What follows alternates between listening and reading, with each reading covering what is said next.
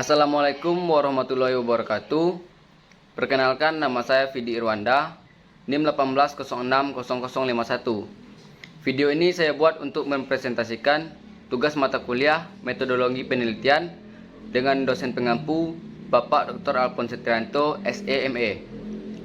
Baiklah, pada video kali ini saya akan melanjutkan presentasi terkait penelitian yang akan saya lakukan yang berjudul Analisis Dampak Merger Bank Syariah terhadap nasabah dan karyawan di Sumatera Barat. Kali ini saya akan menjelaskan bab 2 dari penelitian yang akan saya lakukan tentang kajian teori, kerangka konseptual, dan hipotesis. Materi yang pertama yaitu kajian teori.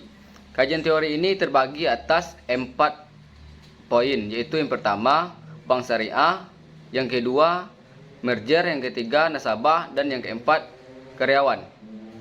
Baiklah, kita bahas yang pertama dulu dari kajian teori, yaitu bank syariah. Nah, apakah itu bank syariah? Seperti yang kita ketahui, bank syariah merupakan bank yang mana kegiatannya mengacu pada hukum Islam. Dan dalam kegiatannya tersebut tidak ada yang membebankan bunga maupun tidak membayar bunga kepada nasabah. Imbalan yang diterima oleh bank syariah maupun yang dibayarkan kepada nasabah tergantung dari akad atau perjanjian antara nasabah dan bank. Perjanjian atau akad yang terdapat pada perbankan syariah harus tunduk pada syariat dan rukun yang sebagaimana yang diatur dalam syariat Islam. Menurut Undang-Undang Perbankan Syariah Nomor 21 Tahun 2008, perbankan syariah adalah segala sesuatu yang menyangkut tentang bank syariah dan unit syariah, yang mana mencakup kelembagaan, kegiatan usaha, cara dan proses dalam melakukan kegiatan usahanya. Bank syariah ini adalah bank yang menjalankan kegiatan usahanya berdasarkan prinsip syariah dan menurut jenisnya terdiri atas bank umum syariah, unit usaha syariah, dan bank perkreditan rakyat syariah.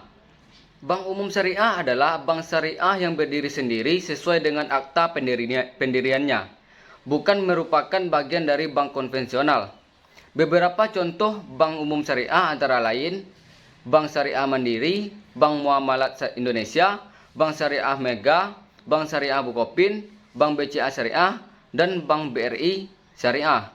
Nah, menurut Ascaria tahun 2013 pada bukunya halaman 30 menyimpulkan bahwa bank Islam atau bank yang ada di Indonesia disebut bank syariah merupakan lembaga keuangan yang berfungsi memperlancar mekanisme ekonomi di sektor real melalui aktivitas kegiatan atau usaha seperti investasi, jual beli, atau lain-lainnya berdasarkan prinsip syariah, yaitu aturan perjanjian berdasarkan hukum Islam antara bank dan pihak lain untuk menyimpan atau pembiayaan kegiatan usaha atau kegiatan lainnya yang dinyatakan sesuai dengan nilai-nilai syariah yang bersifat makro dan mikro. Nah, setelah kita mengetahui apa yang dimaksud dengan bank syariah, maka kita juga harus mengetahui apa fungsi utama dari bank syariah ini. Menurut Ismail pada tahun 2011 dalam bukunya pada halaman 39 menyimpulkan bahwa bank syariah memiliki 3 fungsi utama, yaitu yang pertama menghimpun dana dari masyarakat dalam bentuk titipan dan investasi, yang kedua menyalurkan dana kepada masyarakat yang membutuhkan dana dari bank, dan yang terakhir yaitu yang ketiga memberikan pelayanan dalam bentuk jasa perbankan syariah. Baiklah, selanjutnya kita akan membahas jenis-jenis bank. Jenis-jenis bank jika dilihat dari fungsinya. Yang pertama yaitu bank umum syariah. Bank umum syariah adalah pihak bank dalam aktivitasnya melaksanakan kegiatan usaha sesuai dengan prinsip syariah dan melakukan kegiatan lalu lintas pembayaran. Kemudian yang kedua, unit usaha syariah. Unit usaha syariah merupakan unit usaha yang dibentuk oleh bank konvensional tetapi dalam aktivitasnya menjalankan kegiatan perbankan berdasarkan prinsip syariah serta melaksanakan lalu lintas pembayaran. Kemudian yang ketiga, bank pembiayaan rakyat syariah. Bank pembiayaan rakyat syariah adalah bank yang melaksanakan kegiatan usaha berdasarkan prinsip syariah yang dalam kegiatannya tidak memberikan jasa dalam lalu lintas pembayaran. Selanjutnya, jenis bank ditinjau dari segi statusnya. Yang pertama yaitu bank devisa. merupakan bank syariah yang dapat melakukan aktivitas transaksi luar negeri dan transaksi yang berhubungan dengan mata uang asing secara keseluruhan.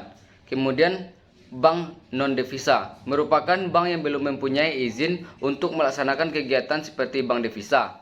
Transaksi yang dilakukan oleh bank non-devisa masih terbatas pada transaksi dalam negeri atau hanya transaksi yang dalam mata uang rupiah saja. Baiklah, kita masuk kepada kerangka teori yang kedua, yaitu merger.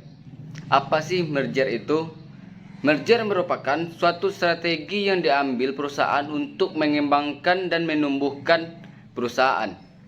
Merger sebagai penggabungan dua atau lebih perusahaan yang kemungkinan hanya ada satu perusahaan yang tetap hidup sebagai badan hukum, sementara yang lainnya menghentikan aktivitasnya atau bubar. Dalam merger, perusahaan-perusahaan menggabungkan dan membagi sumber daya yang mereka miliki untuk mencapai tujuan bersama. Para pemegang saham dari perusahaan-perusahaan yang bergabung tersebut seringkali tetap dalam posisi sebagai pemilik bersama entitas yang digabungkan. Nah, selain dari mengetahui pengertian tentang merger, kita juga harus mengetahui apa saja jenis-jenis merger. Jenis merger yang pertama yaitu merger horizontal. Merger horizontal adalah merger antara dua atau lebih perusahaan yang bergerak dalam industri yang sama. Sebelum terjadinya merger, perusahaan-perusahaan ini bersaing satu sama lain dalam pasar atau industri yang sama.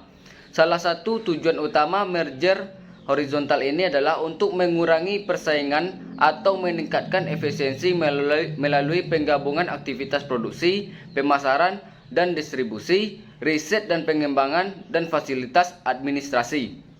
Efek dari merger horizontal ini adalah semakin terkonsentrasinya struktur pasar pada industri tersebut. Apabila hanya terdapat sedikit pelaku usaha, maka struktur pasar dapat mengarahkan pada bentuk oligopoli, bahkan akan mengarahkan pada monopoli.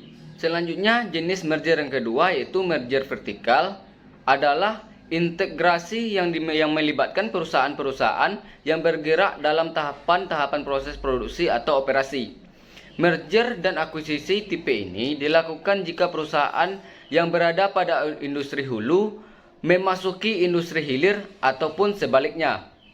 Merger dan akuisisi vertikal yang dilakukan oleh perusahaan-perusahaan bermaksud untuk mengintegrasikan usaha-usaha mereka terhadap pemasok atau pengguna produk dalam rangka stabilitas pasokan dan pengguna.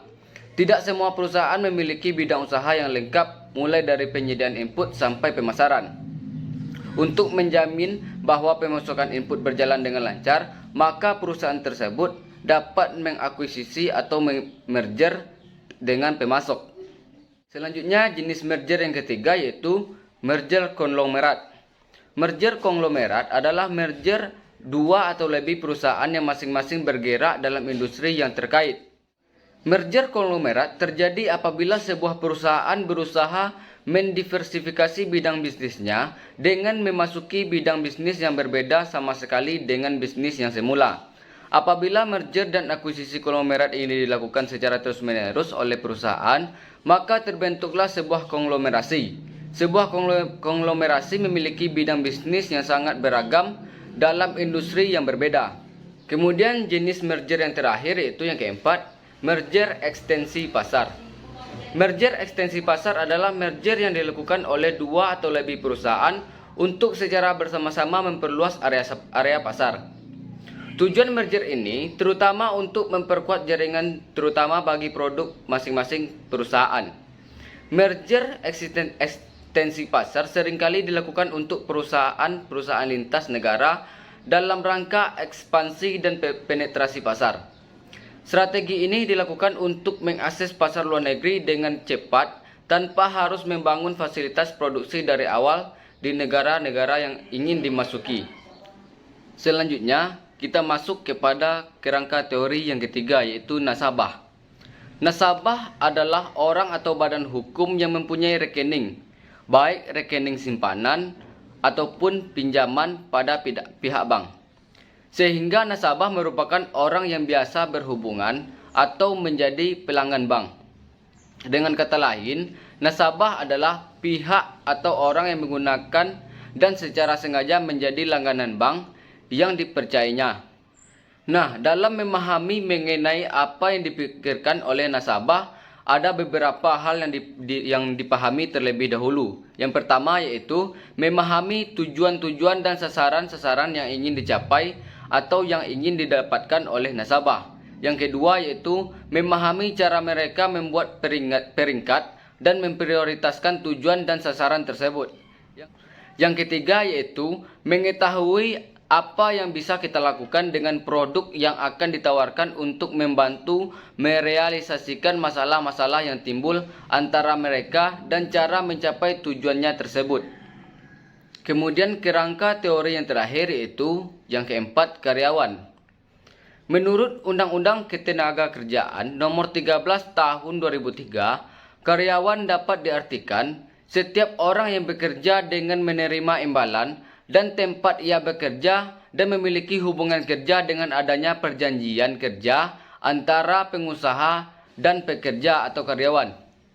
Sedangkan menurut Manulang, pada tahun 2002, karyawan adalah penduduk dalam usia kerja, yaitu yang berusia dari umur 15 sampai 64 tahun atau jumlah seluruh penduduk dalam suatu negara yang memproduksi barang dan jasa jika permintaan terhadap tenaga kerja mereka dan jika mereka mau berpartisipasi dalam aktivitas tersebut.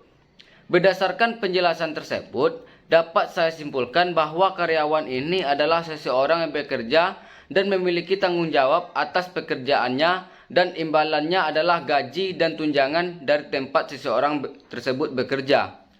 Kemudian kita masuk kepada materi yang kedua yaitu kerangka konseptual. Berdasarkan penelitian yang saya angkatkan, yaitu analisis dampak merger bank syariah terhadap nasabah dan karyawan di Sumatera Barat, serta teori penelitian yang terkait dengan variabel terikat dan variabel bebas, maka dapat saya gambarkan kerangka konseptual sebagai berikut. Nah, pada gambar kerangka konseptual tersebut, di mana variabel bebas atau X adalah dampak merger bank syariah yang mempengaruhi variabel terikat atau Y, yaitu nasabah sebagai Y1 dan karyawan sebagai Y2 yang ada di Sumatera Barat. Nah, kita masuk kepada materi yang ketiga yaitu hipotesis penelitian. Hipotesis adalah dugaan sementara tentang adanya sesuatu atau kemungkinan adanya sesuatu dengan diiringi perkiraan mengapa atau apa sebab adanya demikian. Hipotesis merupakan jawaban sementara terhadap rumusan masalah penelitian. Oleh karena itu, rumusan masalah penelitian biasanya disusun dalam bentuk kalimat pertanyaan. Karena sifatnya masih sementara, maka perlu dibuktikan adanya kebenaran melalui pengujian atau tes yang disebut dengan tes hipotesis.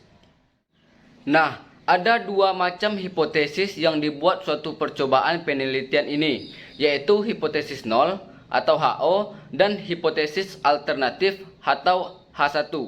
Adapun rumusan hipotesisnya sebagai berikut. Yang pertama yaitu H0 sama dengan 0. Tidak ada dampak merger bank syariah terhadap nasabah dan karyawan di Sumatera Barat. Yang kedua, H1 tidak sama dengan 0. Adanya dampak merger bank syariah terhadap nasabah dan karyawan di Sumatera Barat. Nah, dalam hipotesis ini disebutkan bahwa merger bank syariah yang dilakukan berdampak terhadap nasabah dan karyawan di Sumatera Barat. Baiklah, sekian materi dari saya. Apabila ada kesalahan, mohon dimaafkan. Apabila ada pertanyaan, mohon diajukan pada kolom komentar di bawah ini. Saya akhiri dengan wabillahi taufiq wa hidayah. Assalamualaikum warahmatullahi wabarakatuh.